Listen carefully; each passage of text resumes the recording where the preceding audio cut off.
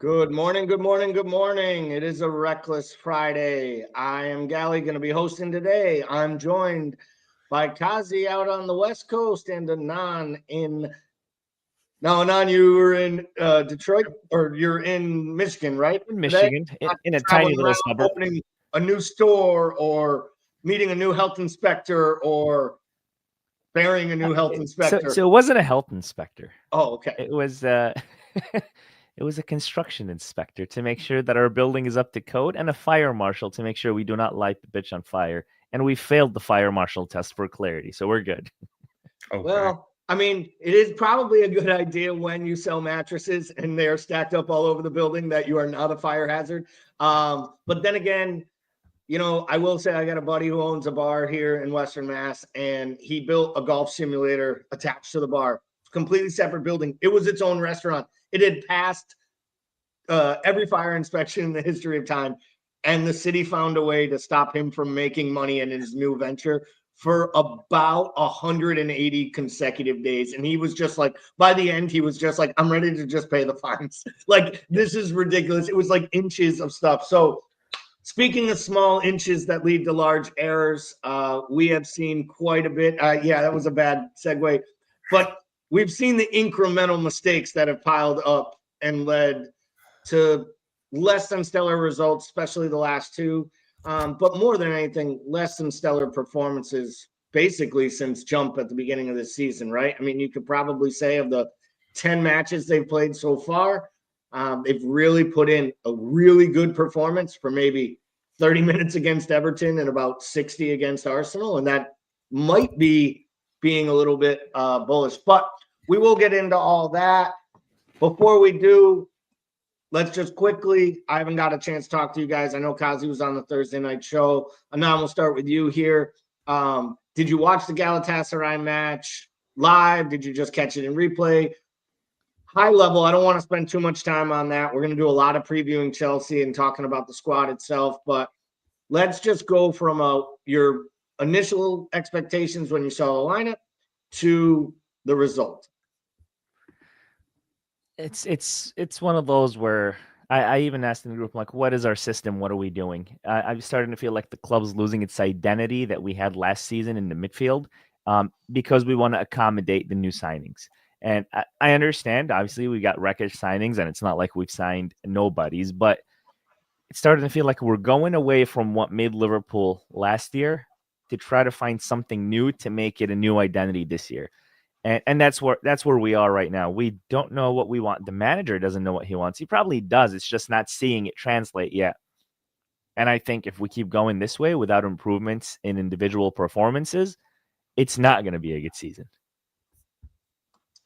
Kazi, you on that same front, I know we chatted about it, being frustrated. Is it the number of new signings? And you know, I heard a funny line on the Anfield Rap. I think one of their shows, one of the women on there was like, just feels to me like the manager wants to, you know, is basically trying to wear every new piece of clothes he got for Christmas. And the problem is this outfit just doesn't work together yet. Like maybe someday you get those matching colors or you bet a new pair of shoes that make it all work. But ultimately at this point, it's not coming together well. Like, is it the signings? Is it some of the downplay from some of the most important players like McAllister? What is it for you specifically that is either not working or really needs a quick, swift kick up the backside if it's still the intent? I don't think it's just one thing. I think it's a combination probably of all the things that's had into a big old problem. I think it's too much too soon with the new signings. I think he's trying to throw them all in at the same time, and I thought that we would see a lot less of Kirkers. I thought we would see a lot less of probably Frimpong. I thought we'd see a lot less of Wirtz as well, to be honest. So I do think there's that. I think there's a part where players are just woefully out of form. Konate, McAllister, you can probably argue are woefully out of form. You could probably argue Salah, definitely Gakpo, which hasn't helped either. Then the third thing, I think it's a system issue. You can't sign those fullbacks.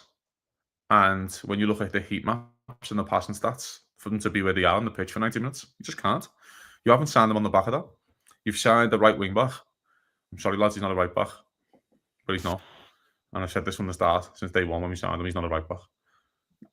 And you're, in my opinion, stifling him a little bit. And then you've signed Kirkers, who was knowing for his great crossing and beating a man and kind of stuff like that.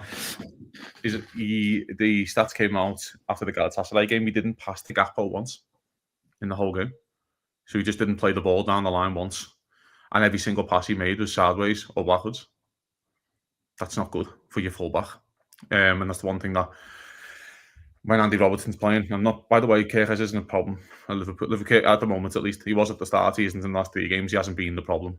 Yeah, to be fair to him, he's the one, other than Ekitike scoring goals, which is your job as a striker, he's bedded in the best, and he's improved on his mistakes earlier. He looks more assured, and he gives you everything, but it's still not good enough. It's not that it's not good enough, mate. It's the system. Surely he wants to go past Gakpo. Surely he wants to get involved in the attacking play. Surely he doesn't want me passing sideways. So there has to be something along those lines here. I don't know, gents. I'm a bit bullish, really, because I don't think it's as bad as what people make out, but I also don't think it's as good as what people make out. Right. Of course, the points, Liverpool in a fantastic position still in the league. It wasn't going to all be plain sailing. When we seen the start, we all didn't think we were going to win the first 5 games, and we have. Yeah. Okay, you've lost to a very good Crystal Palace side when you shouldn't really lose, because you shouldn't concede a goal in the 97th minute, but you did. I am a bit more bullish. I think Liverpool will be fine, but I think Liverpool need to get their shit together and quick. I've been calling this game this is a final now. This game is a cup final. You can't lose 3 on the bounce. You just can't. It's impossible. You cannot. If you let this happen, then maybe my opinion will change, but I don't think Liverpool will lose on the weekend. And now I'll come to you here on, the actual big news came out. I mean, to me, the loss at Galatasaray is not great. Obviously, the performance is mediocre. They never really look like they're going to score from open play. But again, Konate misses an absolute sitter. This is 3 matches on the bounce. He's missed what literally you don't even need to head the ball in the net. You need to let the ball bounce off your head and go in the net. We lost it on here for a second. He'll come back into the stream when he gets his camera fixed. But, talking about that, though, we'd say, right, goals change matches. Yeah. And you have that opportunity 20 seconds before the penalty. And to be fair, you have 2 opportunities a minute before Palace get the goal. And granted, Palace, it was one-way traffic for a bit there. But, we can all use the hyperbole if it isn't for Alisson. If it isn't for Alisson, we're down 4-0. But then again, if you're down 2-0, you probably change up some of what you're doing, and then maybe you don't give up more goals. But it's here nor there. We concede that goal against Palace. We concede that goal against Galatasaray right off the bounce of missing a good opportunity. And Slot talked today in his press conference, Kazi, about the set pieces and the change of the game right now. We're seeing it with the long throws. I mean, it's not just. Like I always joke, it's not just Stoke anymore doing long throws when you're seeing Arsenal set up for long throws, Newcastle set up for long throws. Hell, we've set up for some long throws. Is this a kind of like the managers jumping on the Pep wagon for a little bit with the inverted fullbacks? Or is this just the game recognizing last year the high percentage of goals being scored off of crosses into the box on corners and saying, hey, if we get a few guys who can whip it in there, we can send our big-ass center backs up on throw-ins too, and we can basically increase the number of corners we get a match by the long throwing. Because 7-8 times a game it's happening on average across the league, which is crazy. Yeah, and I think clubs have probably switched on because they have got a lot of data stats and things, how often the ball's out of play. If the ball's out of play a lot, you can plan for the ball to come back into play. And that's where, of course, that's a set piece in effect. And going back to the manager, when he mentioned it, I was kind of frustrated. I like this comment that he made about, we've had chances from set pieces and we haven't taken them. He's looking at the big man. He's not playing well defensively in Konate, and he keeps missing sitters every game. And he did it against Palace again. You know what I mean? I think he did it against Galatasaray again. He did it before that as well in the other game. I can't remember. He's had 4. I know you don't love XG, but I think when it's a header from 3 feet away, that's when you can use your eye test and the stats back it up. Yeah. I think he has an XG of over 3 in an 8-game sample size for a center back, and you have 0 goals. and none are even on target. You're not even making the keeper work. Exactly. You're not even trying. If the keeper drops one and it goes in, it's not even like that. So or someone else knocks it in. Exactly. You even knock it off a defender. He misses. He heads the ball out of bounds, and it's really frustrating. You made a comment. Anand made the comment. If he were here, I'd go back to him about Gakpo and Kirkez not passing the ball forward to him. I find it a little alarming. And we all know Gakpo is off the form right now, but you leave him in because he's your most natural left winger. The manager is not yet ready to start Chiesa. Maybe we'll see. But Kirkez has looked, and Anand's back with us now. His camera has updated. It still makes his hair look like he just got out of bed, but the Kirkez has actually looked better late in matches when Rio comes on, and it's kind of scary. Is that because of the point, though, Gal, where Liverpool are chasing the game anyway? That's why he's bringing Rio on, so he's getting further forward. Is that because of that point, maybe? That could be it, but I also think it's that. I also think that it's more of a natural. He can cut on the inside, and I think when you watched him at Bournemouth last year, yes, he went outside and he crossed a lot, but he also came in those inside channels and he made those runs, which led to a few of his goals, and a lot of the things he created for the center forward. They weren't all, world-class looping crosses from the left wing. Some of them were neat little passes and 1-2s he would play with Brooks and with Evan Nielsen, with Semenyo. I just wonder if that area that Gakpo takes up on the inside almost stifles Kirkez, and then he gets nervous that he's like leaving Virgil because the midfield is so shaky right now. And I know you don't have to worry about leaving Virgil like you're going to leave him on an island because the man is an island. But it feels like the manager is telling Kirkez to stay tight to Virgil. And at times it looks like they're playing like they're the two center backs, and it just doesn't make any sense to me whatsoever. And this is the point about Kirkez. It's like, that's why I think it's a system issue. Surely Kirkez wants to get forward. Surely Kirkez wants to be involved. There's probably also a part of you, if you're Kirkez, he probably thinks, I'm going to stop going forward if Gakpo's not going to pass the ball to me. Do you know what I mean? I'm going to stop going. So there probably is that balance as well. But what we've noticed is, though, gents, again, I'm not big into the stats, but I know Maka brought them up last night on the Thursday show. Average positions against Galatasaray, which is far too deep.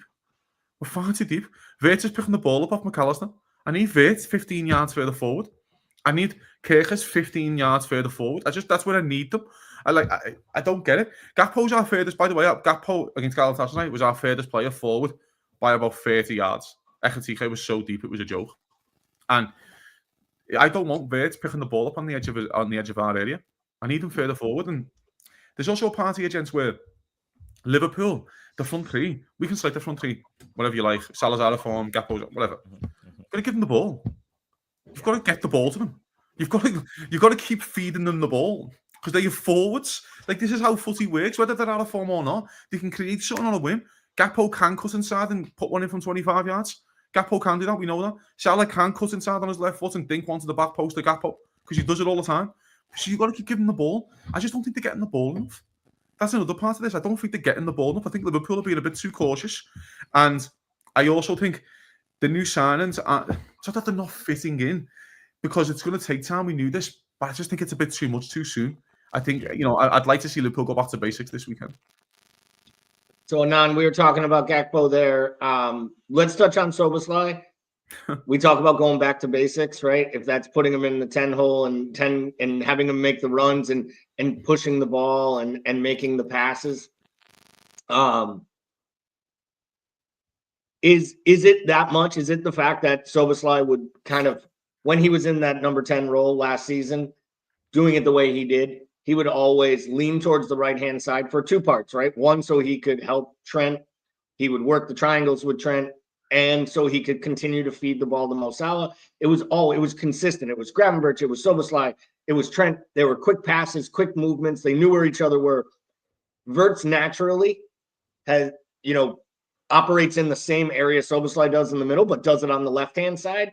Do you think that has something to do with why Mo is being so isolated? Because Nick is right, and Nick is the first to talk and call out Salah when he's out of form and talk about it, but he is getting so many less chances. And when you are a volume player, and Mo Salah is a volume scorer, you do have to get the ball to him. So is this not a Wirtz question of his talents, but is this a Wirtz problem with the way they're set up today? And how do you change that?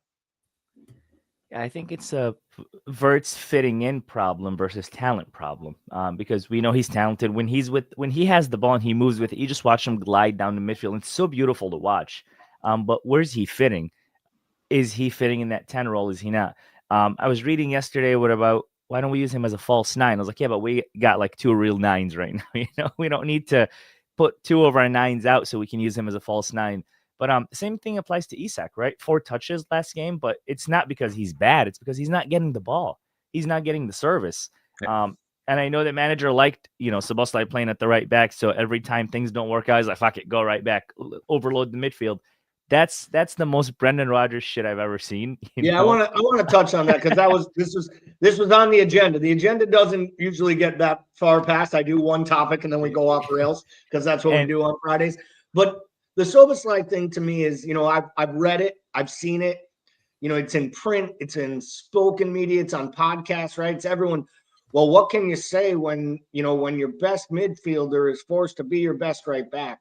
And I feel like this is what happens when you look at things in small windows.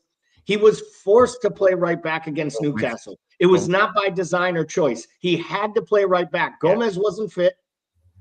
Bradley was injured and Frimpong was hurt. He did a good, serviceable job against Newcastle. And all of a sudden, he was our best right back, and the manager's going to do this all season. And there have been so many times where he gets lackadaisical, doesn't track runners back, takes bad position. Like, let's be clear. It was a soft penalty. It shouldn't have been a penalty. But in Europe, you have to expect, and with a ref like that, you have to be prepared for situations like that. And a real right back knows to jump that guy, doesn't get beat there, but also knows to take the yellow and take him down before you get into the box. Because once you get into the box, you can't touch him. And he hits him twice. I think it's soft. It's never given in England. And if it wasn't given, VAR doesn't give it. But Kazi, at this point, have we seen enough with 2 fit right backs, even if one's a wing back? Have we seen enough to end the Szoboszlai at right back experiment? Yes. He should have been ended after Newcastle. He wasn't even that good against Newcastle. People said he was unbelievable, and you're like, no, he just won his tackles. He couldn't get forward because he can't get forward. He's not that type of player. Like, by the way, I think we need him in midfield all the time. Like, at all times, we need him in midfield. So, yes, it has to end. I want to see him back. I want Liverpool to go back to basics this weekend. Just go back to basics of the Gravenberch, McAllister, Szoboszlai midfield and see what happens. Do you think Mac's ready to start a match? Or would you go Jones? Would you start Jones on the weekend with Szoboszlai and I'll probably do Maca just for 60 and go, because maybe Maca plays better with the other 2 that he knows. We don't know that. He's also playing with strangers. Do you know what I mean? So there is that part as well. I don't know, man. It's so difficult. But yeah, this Szoboszlai right back palaver has to end. Just end it now. Liverpool need the legs in midfield. And by the way, as you guys probably know, I'm not the biggest Szoboszlai fan in the world, but he's been great when he's been in midfield. I need his legs. I need his energy, and I need his work rate because no one else can run. Like, as much as Gravenberch and McAllister can cover ground, when I say run, I'm talking someone who's going to put in 14, 15K a game. Run. Yeah. And that's what Szoboszlai can offer you. So Liverpool have big decisions to make. I'm big into Bradley this weekend playing right back. I'm big into Robertson playing left back, and I'm big into getting Szoboszlai back into midfield. But I don't think the manager's going to do it. Anand, let's stay at the back line. We started previewing the Chelsea match. We can talk. There's a couple other things I would maybe get to regarding the press conference and some things that Slot has said. But let's stay there. Let's talk about this lineup. We know there is a massive change happening, and it's massive for 2 reasons. One, because you could argue the second best player, maybe outside of Szoboszlai, Virgil, so far this season has been the keeper. He's been absolutely immense, and they put him under a lot of pressure, especially on all those set pieces, as the manager talked about. We know Mamardashvili is coming in to start this match and will be starting for a period of time at Liverpool. I don't think anyone was expecting it to happen this early, and I know for sure no one was rooting for it to happen this early. Do you think with a new keeper coming in, it may dictate how much change happens at the back. And specifically, do you think because of that change, we see Konate and Van Dijk once again at the center of defense here going into this match? Yeah, 100%. Look, I don't think Marmalade's presence is going to change much, but I do. Yes, Virgil and Konate will be in the back. It's just, I guess the question I always have when it comes to the back is who starts at right back now, because that's like now the new bingo, like the new roulette, like Sabasla, Frimpong. So I don't know who starts at the right back. Obviously, Kirka starts at the left back at Chelsea. But when we talk about going back to basics, do we go Robo? Do we go the real basics that we're familiar with, that we knew can win you a league because we saw it with our own eyes? So do we go Robo at the left? Do we go Bradley at the right? These are the questions that are asking now. But I think Mamardashvili is going to come in and he's going to do a fantastic job. And people are going to say, okay, this is why we signed him. I have a really good feel. I love him. I think he's a great keeper. I've been watching him at Valencia. I like him. So I'm not worried about his presence. Of course, I'm upset about the lack of Alisson, but doesn't mean I'm afraid that he's going to come in and he's going to Kelleher us, who was a fantastic servant of the club, by the way. I'm joking, but he did ruin Brentford, but that's a different conversation. But with that being said, I don't think Mamardashvili is going to be a big fear. My biggest fear now is not even Konate or Virgil. It's the right back and left back. That's the biggest concern I have about our back four every game now, because I'm like, okay, Frimpong makes sense, but then I watch Frimpong play and I'm like, Jesus Christ, And then Kirkes plays and he's doing what he can, but Kirkes has been limited. And I don't know if it's instruction from the manager, if it's the way the team is shaped, but Kirkes does not look like the best left back in England. That literally he won that last year. He was in the team of the season, the best left back in the league. So yeah, we'll see. Back to basics sounds good. It sounds fair, and it sounds like we know what it can do, and we'd like to do it again. I think what I'm at the stage here, though, gents, that this game's a cup final. It should be treated like that. It should be treated like a one-off, because it is a one-off. We'll go away for 2 weeks. We have no idea who's going to come back fit. We have no idea what's going to happen in 2 weeks' time. We have no idea if Man United have a new manager in 2 weeks' time before you play them. So treat this game as the one-off. You stop the rot. The way I think you get the result in this game is they're going back to your fucking lads that you can trust and who can do the job for you. And that's why I'm saying he should be treating this game like that. This is not the game for you to, we've got to get these lads up to speed. Just win this one. You've lost 2 on the bounce. You can't lose 3. You can't afford to take chances. Get the lads in who you trust, who've done it this before, who can play in this formation, who can play in the way that you want to play. And we all go from there. And I'll see you all in 2 weeks. And if Amarim's the manager coming back, then Liverpool are playing a bad United side at home, and then you can maybe experiment again and bring your Kirkes back in, bring your Vert back in and things like that. But this game should be treated like a one-off, and he has to treat it like that. Yeah, I have a hard time thinking he's going to sit them all. I think 1 or 2 of them will play. I was very surprised that Robertson didn't play in Turkey, both for the type of match it was, the type of leadership you need. Yep. I also was really intrigued with the idea. If you were planning to give him a match, why would you give him the one right before the international break when you know he's going to go to Scotland and they're just going to run him ragged and he's going to play every minute in meaningful minutes? Robertson is. So it would have made more sense to play him Tuesday and then maybe have him as a sub in this match. I would like to see Robertson start at left back with Virgil, Konate, and Bradley, in my opinion. I think right now that's our best way forward. I do go.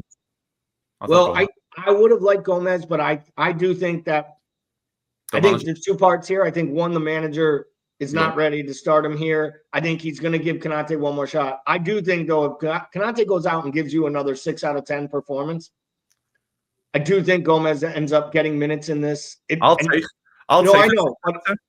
a 6 out of 10 at the moment. He's been like a 2. I don't think that's even good enough, though, at this point.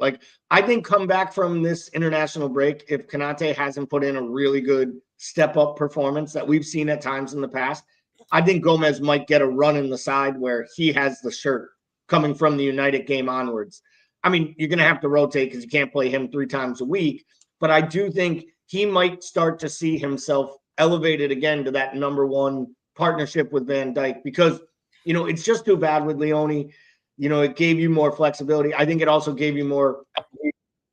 You had a second option from the bench, and I think that's something that the manager right now I think he likes having Joe Gomez because he also can be any of 3 different positions. So if he had to go to him at right back instead of bringing in Frimpong if he doesn't fit a formation or a system.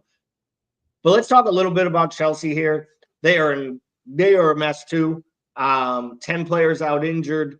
They're missing Cole Palmer. They're missing 3 center backs. They have 4 consecutive competitive matches where a player's been sent off with a straight red, which is unbelievable. And I don't think people realize how good Trevor Chalobah has been for them since he got called back from Crystal Palace. He's been their best defender. How big of a deal is it that 1, they're not defending well, 2, Bob Sanchez is back in goal, which means the odds of us scoring go way up. What do you expect from them, Anand, from a setup standpoint? How do we exploit it? I think both of us are at that phase where like we can't lose another league game in a row, or we can't lose another game, or we can't drop more points. So they're going to come in with the attitude of this is a final too. Doesn't matter what injuries they have. They're going to come in and you know what? We have to win.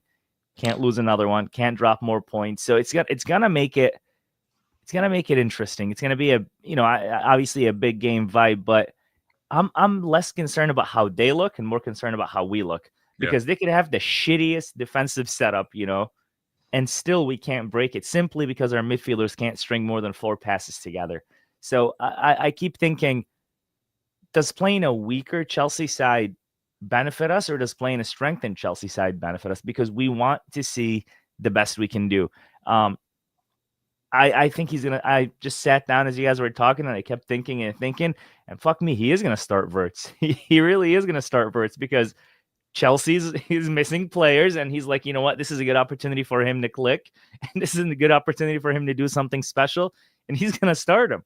And I'm at a place where I want Wirtz to come off the bench in the 60th or whatever and make an impact so we can see what he can do versus just start with him and like, fuck it, let's do this. Like I'm going to lose my hair shortly because that's how it's stressful. That's a lot of hair to lose. The two of us both were like kind of nodding and like made shrugging little, like he probably will start him whether we want him to or not. So Kazi, let's operate on the premise that he starts him in the midfield. Who are you picking? Are you picking? Is that just automatic? It's Szoboszlai and Gravenberch in the deeper roles. Yeah, I think so. That's what he'll do. I think. And we penciled in Mo in the top on the right. We know Mo starts. He's not sitting 2 matches in a row. Not for what we saw in the first half. Though I thought Frimpong is getting a little bit of grief. I thought he was pretty good in the first half. Going forward, he showed you what he can offer in an advanced position. Now, I'd much rather see him running past Mo Salah and making those crosses.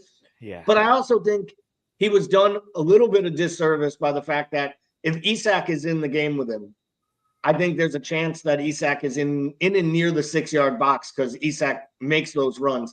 Ekitike likes to play a little bit outside the box. He's more of a link-up striker. It's, all I heard was it's great he gets to the byline, but he can't find a player. He can't find a player. He can't find a player. Not his job to find the player. It's his job to put it in an area where the fucking player is. You can't just pick a player out all the time.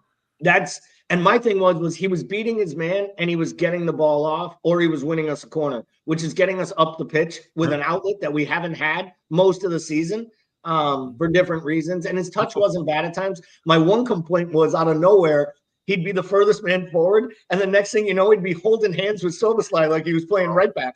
And I'm like, what are you doing? You're playing right wing. No, because he's not used to it. He's not used to it. Like, at least at Liverpool, he's not used to it. It's also, again, we've signed players that were so specific to a system, which worked in a system, which is fine. But also, sometimes players can be married to a system. Victor Moses is one of the best fucking right wing backs I've ever seen at Chelsea when they won the league. But he just wasn't a position anywhere else. He wasn't good anywhere else. But he found a position that worked for him.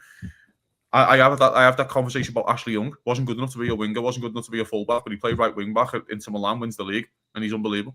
So players can be like that. They can be system based. Liverpool have signed players that were solely based on sometimes a system, especially with Kerkez as well. I know he played left back, but if you look at his average position, he wasn't really a left back. Then Frimpong was a right wing back. Wirtz played in a 10 and a 3-5-2 when he had these two, Frimpong and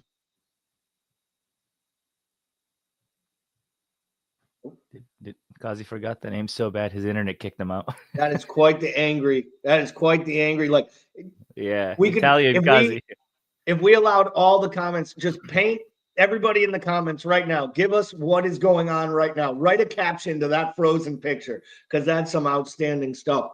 Kazi will be back shortly once the internet catches up. Kazi must have gone and visited Brian Shelton over in the woods to get the internet package. The Starlink isn't working at the moment.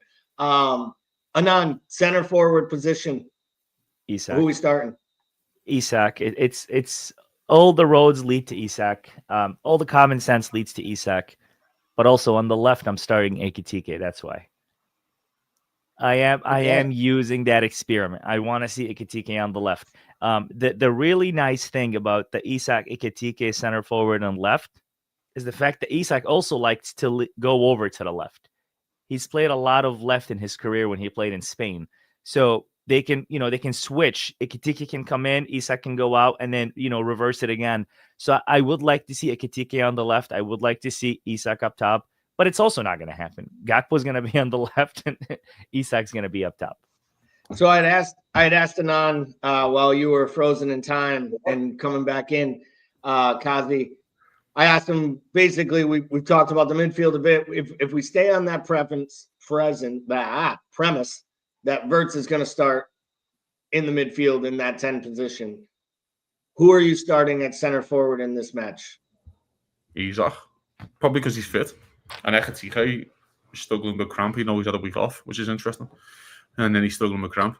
So I'd do Isak. He'll do Gakpo, but I wouldn't. So I'd do Chiesa. But that's not me being the fan, by the way. It's more the fact of, I think sometimes if you do good performances and play well, you deserve a start.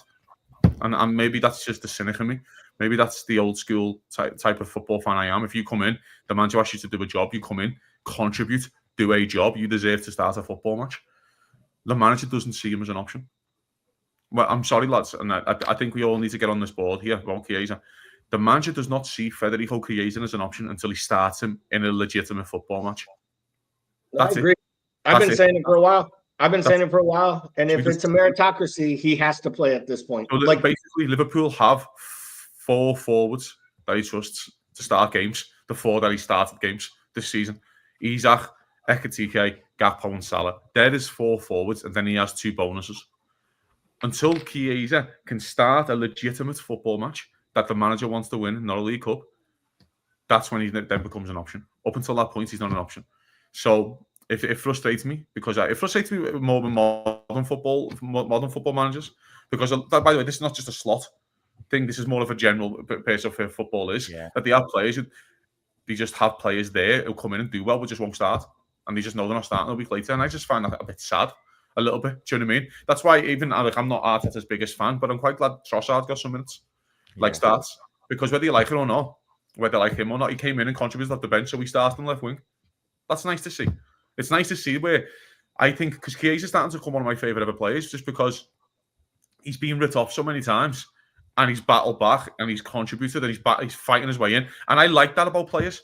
That's what fans can get on board with. It's not also that he's got a boss song. It's more the fact of, lads, you keep getting knocked down consistently, and you keep fighting, finding your way back in. You keep knocking on the manager's door. You keep fucking contributing.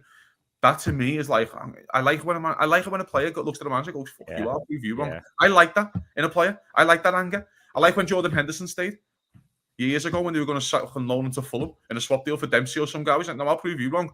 Then he goes on to be one of our best ever captains. Do you know what I mean? So that, I like that in my players. And sometimes I think if you come in and contribute like that, you deserve to start a footy match. But we'll see.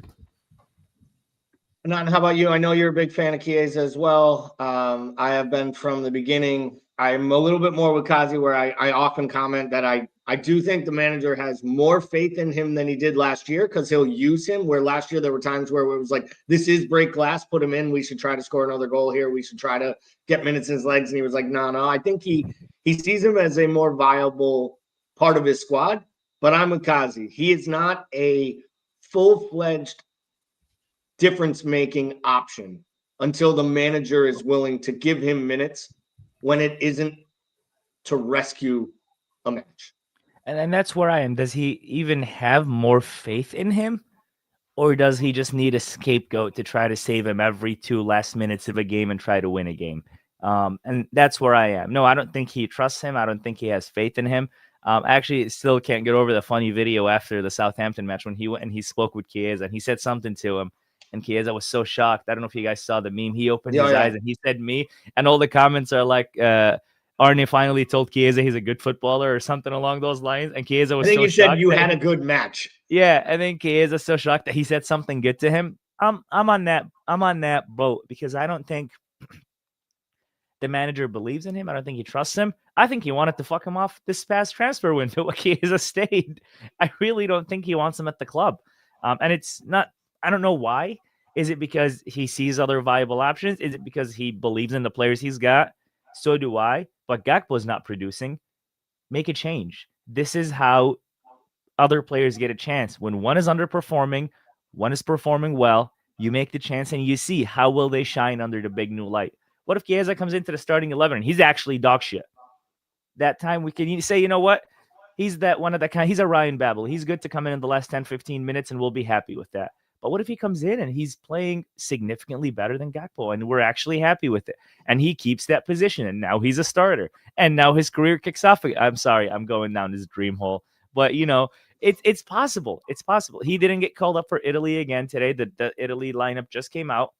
And I have a feeling it's another one of those where Chiesa called Gattuso and said, not yet. I really do. Because Gattuso just yesterday spoke about how well Chiesa's playing. So he's not going to say that publicly and then not call him up. I think Chiesa did it again. He said, I still want to work on my fitness. Don't call me up just yet. I really think that's what happened.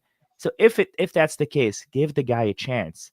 And if not, especially now when we're at our worst and we're only going to get better and he's not getting minutes and starts, sell him in January. Please. Don't hold him prisoner. Don't hold him hostage. Let him go. You can't sell him. You can't sell him because you need, even if he's just the guy that comes off the bench, you do need guys to come off the bench and give you goals and create things for you. And I understand, you're talking about it more in the betterment of the player's career.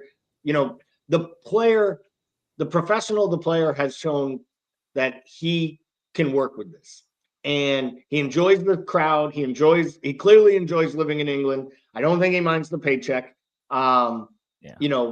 He enjoys his teammates. He's just an absolute modern professional of what you want in a professional. He works hard. He's good to all the kids in the academy system. By all accounts, he trains with them during the international breaks. I've heard Jay Bellamy talk about him so many times about how literally he's the hardest working guy and he just shows up and he trains voluntarily during the entire international break because I think he wants to prove that he can be a viable option. I just wonder with Isak's question fitness, the manager still not really showing he wants to bring Rio into pressured situations. If at this point he doesn't just look at it and say, we brought Cody Gakpo in a ton of times as a sub, and he very rarely gives you a man of the match performance. I know I can bring this guy in, and within 10 minutes, he has full energy, and he increases the energy in the crowd. He increases everybody's excitement, and he's a little bit erratic, which is good at a defense. I think Slot would try to spin it, that he's a better sub than Gakpo's a starter, and than he is a starter. But to me, my argument would be, Arne, you've never given him a start to Kazi's point in a meaningful match. So how do we know that? Exactly. That's the point. That's the point. We don't know what he is. There's also a part of it, right, where we're treating this lad like he's a 16-year-old kid. This is a lad who was on the precipice of greatness. He was worth a value of 100 million 3-4 years ago. He's had a bad injury, but he's still not he's not like he's 35. He's still a lad in his prime. That's what I'm saying. He's still a lad in his prime of his footballing career. And we're acting, it feels like we're acting like, oh, would you trust him and all that? He's an Italian international. He's a good player. He's a good footy player. Why can't you? So, but it's okay though for players like Gakpo and Konate just to continually start when they're throwing in absolute stinkers every week. Do you know what I mean? Literally stinkers. I've never seen a more predictable winger in my life than Cody Gakpo. He's the easiest player in the world to mark. And I love Gakpo. I love him. Because, by the way, sometimes it's okay to be predictable. For example, like the Iron Robin argument. You know what he's going to do, but try and stop it. So that you can have that type of player sometimes. But he's the easiest player in the world at the moment to mark. If you genuinely asked the fullback this weekend if it's going to be Gusto or Reece James, who do you want to play against this weekend? Gakpo or Chiesa? And they'll probably go, fucking hell, Gakpo, Do you know Genuinely do, probably because I don't know what I'm getting out of Chiesa, and I don't know what he is. And so sometimes it's okay to throw a curveball in. Sometimes it's okay to throw a little one in. The manager doesn't throw one. He doesn't throw it up front. He will not do it. And I just think it's sad. I just think it's, again, sometimes hard work deserves to be rewarded. And you know what I mean? He deserves his opportunity. It's not like if Gakpo was pulling trees out, gents, and Gakpo was playing great, I'd go, yeah, that's your role. But at the moment, he's not. So why can't you throw it in? Why can't you try one? And I don't know, man. I think that right now he won't do it, especially because he said he's training today. He's been training, but he's training today because he's had a bit of a knock kind of deal. So I don't see him doing the start. But if not now, when? When? Do you know what I mean? Like, it's just, I don't know. I think sometimes as well, and this is what I think it's a very underrated part of football management, when a manager picks a player to ride his wave. So they know when he's playing well, they'll just pick him for 6 weeks and go, we're just going to run this 6 to 8 weeks into the ground and then pull him back out again. So Gakpo's a great example. When they had Diaz, if you remember last season, over the start of January, it's like the middle of February, Gakpo was unbelievable at home. He started every game at home, and he rid his wave. He had his wave and went, we're going to ride this until his coattails start to fall off. It did fall off, and then Diaz kind of came back into it a bit more. Do you know what I mean? I think that's a very underrated part of management, and I feel like Chiesa right now is riding a bit of a wave. So why not just all grab hold of him for 6 weeks? Let's ride the Chiesa wave for a little while, and then if he does fall out of form or he does start playing awful, then you can pull him out again. Do you know what I mean? And I think sometimes that's very underrated in football management, and I'd like to see him do it, but I just don't think he will. It is a good shout. I mean, you can almost think of it too at times. We've seen Pep do that at times with some of those really deep city teams where he'd be like, yeah, I don't care how good Phil Foden's playing on the right. Yeah, Riyad Mahrez can't be taken out of this lineup because he's a match winner along with the big guy. And like he's doing it right now, to be honest. Pep's doing it with Doku, not my favorite player, but he's basically said he is needed every match because he's the only guy who can break down a low block in this entire setup that we have. And I think at times we get to that point where these teams are sitting so far deep against us, and there is nowhere for Gakpo to cut back in on the right because there's two defenders right there and a midfielder, and you just need some of that. Like you need a little bit of that, the tricks that something like Rio would bring, but also what Chiesa could bring, because Chiesa is arguably the most two-footed attacker that we have out of all 5 or 6 of our attackers. He can do everything. He can dribble with his right. He can dribble with his left. I mean, Isak probably is the best finisher with both of his feet, I think, right and left. But I'd tell you, straight finishing, I'd probably say Chiesa's second best at the club right now. We've seen he can score you just about any type of goal, and he gets in goal-scoring positions. And I just feel like maybe Ryan mentions, we may need a wider discussion here. Remember, Jota was the super sub, and Slot said he missed that against Bournemouth. Maybe Slot needs a super sub. I don't disagree with Brian on some levels, except for in some ways it diminishes how great Jota was because he was also a super starter when he was given runs in the side and was able to start. But Jota's a great example, though. Sorry, Jota's a great example in this argument where Klopp would ride him for 6 weeks. Klopp would go, fucking hell, Jota's in form. I'll ride him for 6 weeks, then pull him back out because he hasn't played well. Slot did the start last year. So sometimes you've got to ride a player when they're playing well and go, fucking hell, we're just going to jump all on the Chiesa train. There's big hype around him right now. Let's fucking ride this train for 6 weeks. Let's see what he can do. And then we'll pull him back out. And I think that's a very underrated part of management. And I want to see this manager do it. I want to see him take a chance on certain players. Do you know what I mean? Like, again, it's just so frustrating though sometimes, mate, when you put your work in. And again, this is more of probably a general life argument. When you put your work in your job and you just don't get the rewards that you deserve. And it's like, fucking hell, man. Sometimes I deserve a break, and I think Chiesa deserves that break. Didn't we see Jurgen stubbornly keep playing Gakpo up top because he was scoring goals, and Gakpo was like, I am not a striker. And he's like, yeah, but you're scoring, so you are a striker. Until he stopped scoring, he's like, okay, you're a left winger now. I mean, if it's working, do it. If it ain't broke, don't fix it. And I go back to my point. If he's not playing, he leaves in January. I think everything Chiesa is doing right now would respect, because you guys know I like him a lot. It isn't for the club. It's because he wants to be in that World Cup squad come this summer. And everything he's doing, even him stepping away from the national team till he's fully fit, is because he doesn't want to get called up and play like shit and not get called up for the World Cup. He'd rather get the big call up when it's time to make that World Cup squad than now and shit the bed. So if it's not working out, let him go in January. Let him go to Napoli. They want him. Let him go to Fiorentina. They want him. just give the guy the chance, man. He's doing everything right. And with respect, Gakpo's doing everything wrong. He's so predictable. You know what he's doing. You're sitting on your couch and you're like, I can mark that. Like it. No, I don't like it. I'm done being upset. Let's see. Josh, welcome to the comments, Josh. Thanks for finding us here. He says, speaking for Italians, fans of the Azzurri, we need Slot to unlock the handcuffs on Chiesa. He's a fantastic player, but it's impossible for him to regain form playing stuttered the way Slot is utilizing. And we appreciate it. It's a good time for me to say, Josh, if you're not already a subscriber to the channel, please give that a subscription. Everyone else in there, give the stream a like. Don't forget to, click the little bell so you get the notifications of all of our content that's coming up. And I was supposed to mention this earlier, but we will not be having the morning coffee shows for the majority of next week during the international break. Timuchin has some other requirements and some things that'll take some of his time away. So for those of you that are used to the 10 a.m. Eastern slots every single day, we will most likely not have the shows. Definitely not Monday, Tuesday, Wednesday, or Thursday. Potentially, me and these two yahoos might get back together next Friday and preview the United match. More importantly, we need to preview how crazy it's going to be in New York City that Kazi and I are going to be at Carragher's Pub watching Man United Liverpool together. So if you are going to that match, look the F out because the two of us are going to be there. My wife is coming, and that's purely to make sure that I behave, because the last time me and Kazi got together was in Liverpool after a pretty big match, and we needed Kazi's wife to make sure that we behaved. So I figured I would bring mine this time around. So I'm really looking forward to that. Let's just say it ended up with me, Gally, and John Achtenberg in a pub.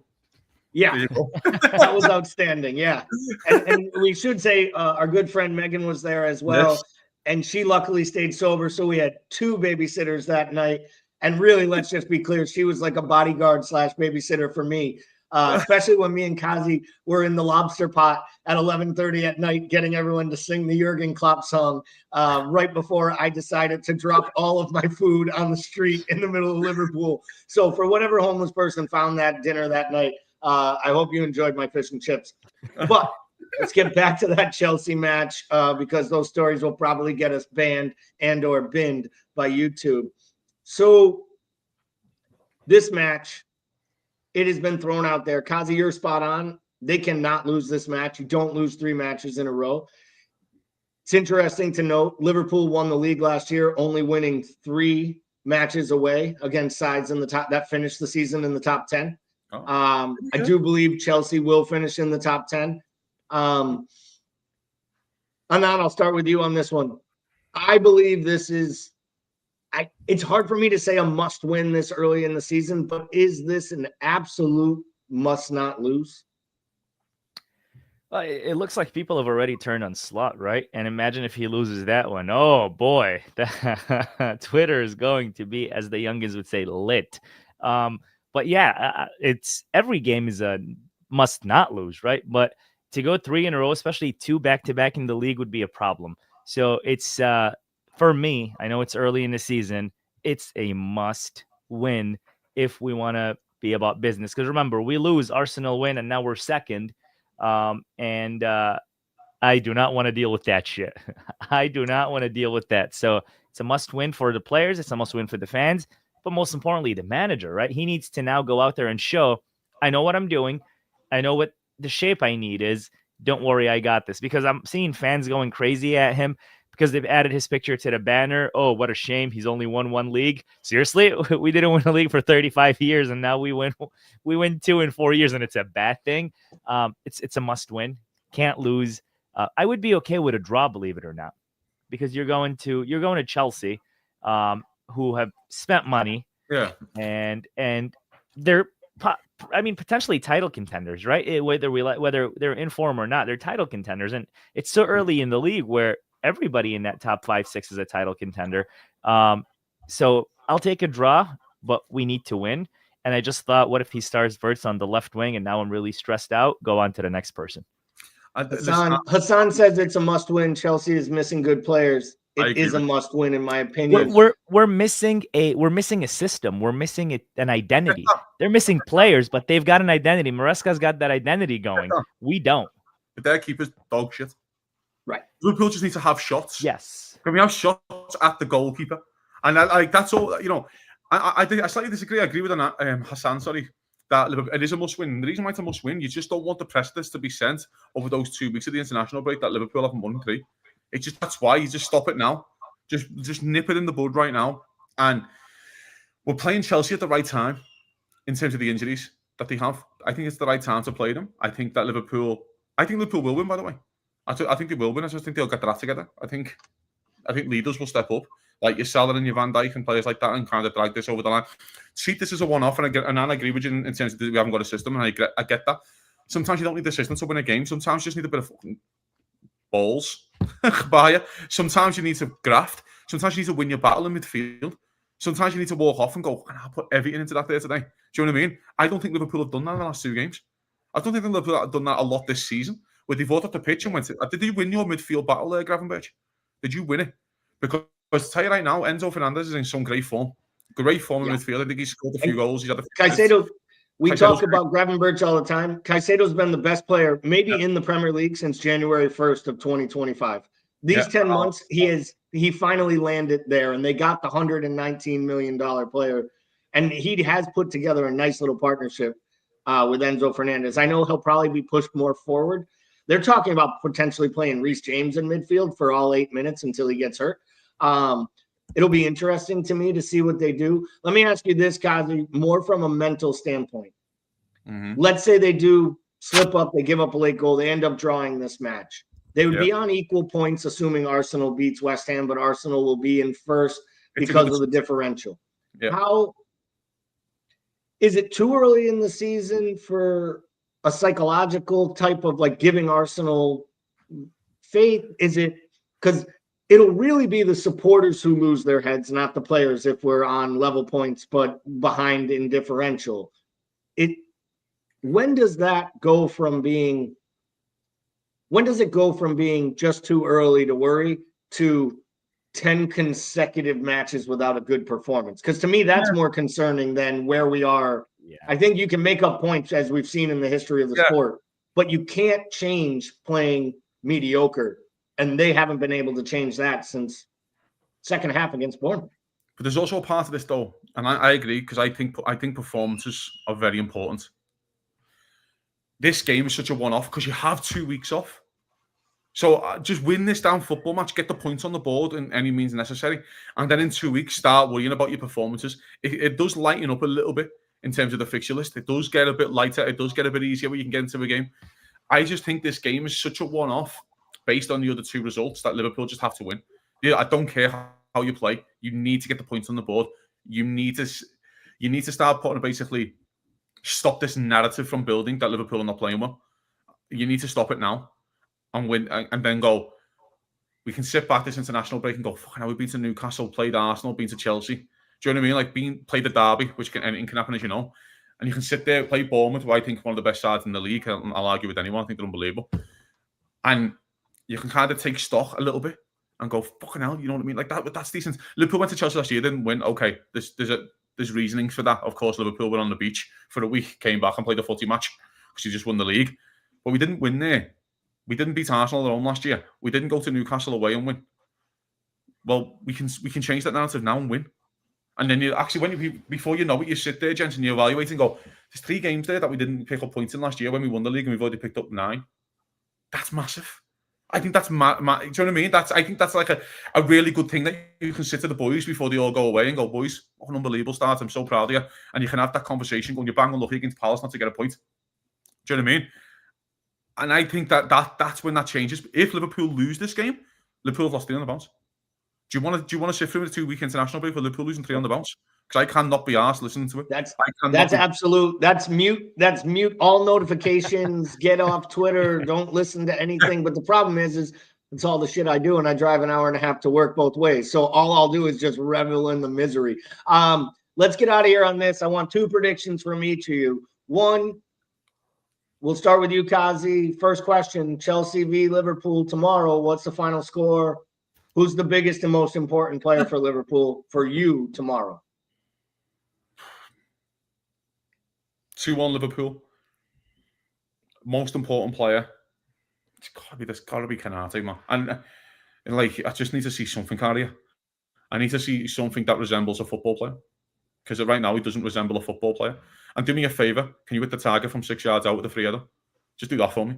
And well, it's almost like they just leave him unmarked and put 4 guys on Virgil because they know he can't score. Yeah, exactly. So I mean, that's why I think it's a huge game for Canate. I think it's a really huge, because I don't think the manager will drop him as much as we want to.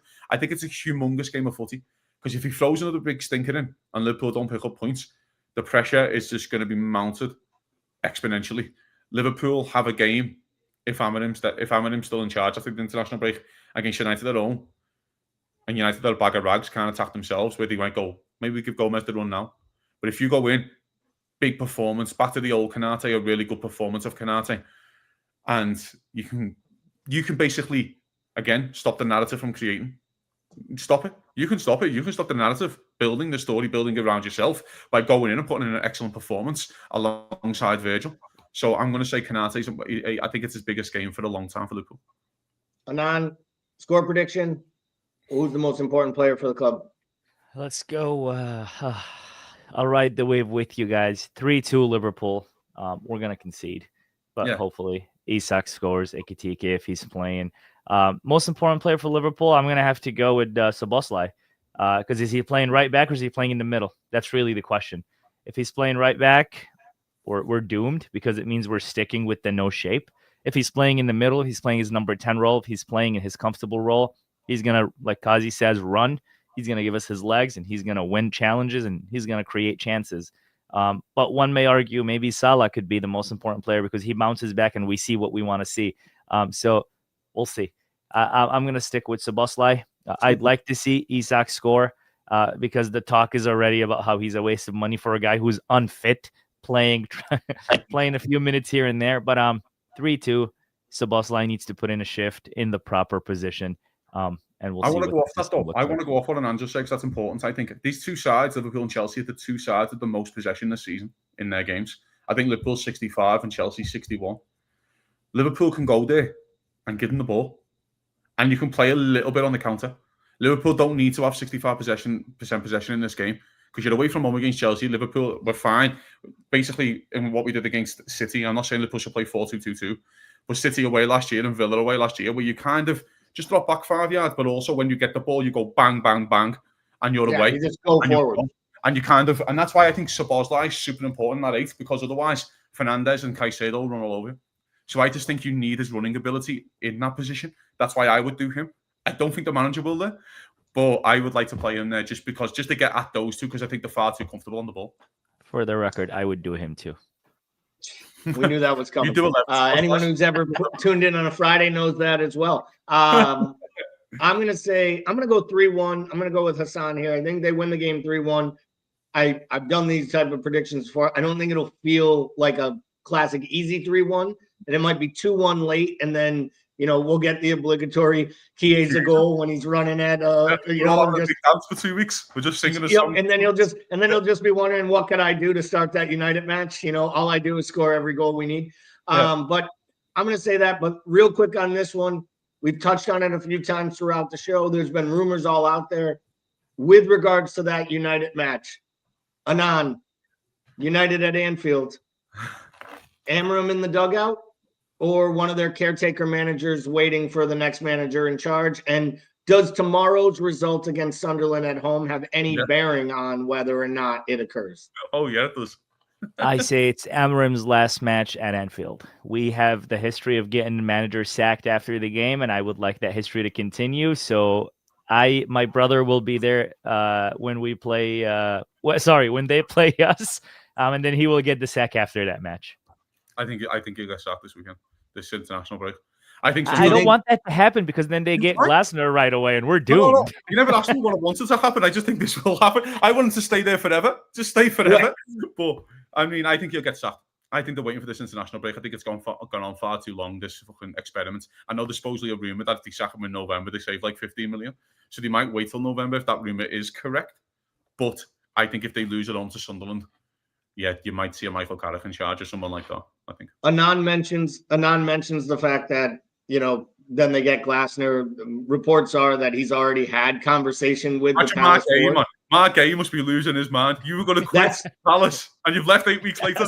That's basically what I'm like waiting for. And in some ways, I don't want it to happen because I do think Glasner is a good manager, as we've seen with what he's done at Palace. And I don't want him to get better players, because you know what he'll do? He'll go in and he'll basically play a version of Amarim's system with all the players they bought to play a 3-5-2, but it'll work. And now he'll have Mbeumo, Cunha, and Seshko, and Bruno. I'll be scared if they got Glasner or Areola out of Bournemouth. I'll be very, very scared, because I think I rate them highly enough. I really do. I genuinely don't think Areola will go, because I think Areola has his eyes on getting the City job when Pep finally leaves. And I think he knows he's in a good enough place that he's got a good chance of getting Bournemouth into Europa, or even a fringe shot of getting them into the Champions League. And if you got a club of that size and stature in, forget City being it, he might put himself in the frame for Barcelona, for Real Madrid. He's putting himself in the frame for every big job. And sneakily, I think Glasner is using United to get the Bayern job, personally. Like, I think he really sees the Bayern job, but I think Company is actually winning enough, and that German league is so bad. I think he knows you get no credit for rebuilding Bayern. You just get said to be the guy who held the Bayern manager's job and wait for the Bayern players to get you fired, because that's what they do. If United are dogs and run out managers, Bayern's players are like, they're epic at it, because the media actually does the work for them. Where at United, you know, the media like kind of plays with and against the players. So we'll get out of here on that. It sounds like we got a split bag. Anand thinks Amarim will be there. I think he'll be out. I'm gonna say he's fired during the international break, or he walks away. Either way, I think he is not the manager come the end of this international window. So for everyone who watched, thank you for being here. Like, subscribe to the channel. Have a great week, and up the Reds.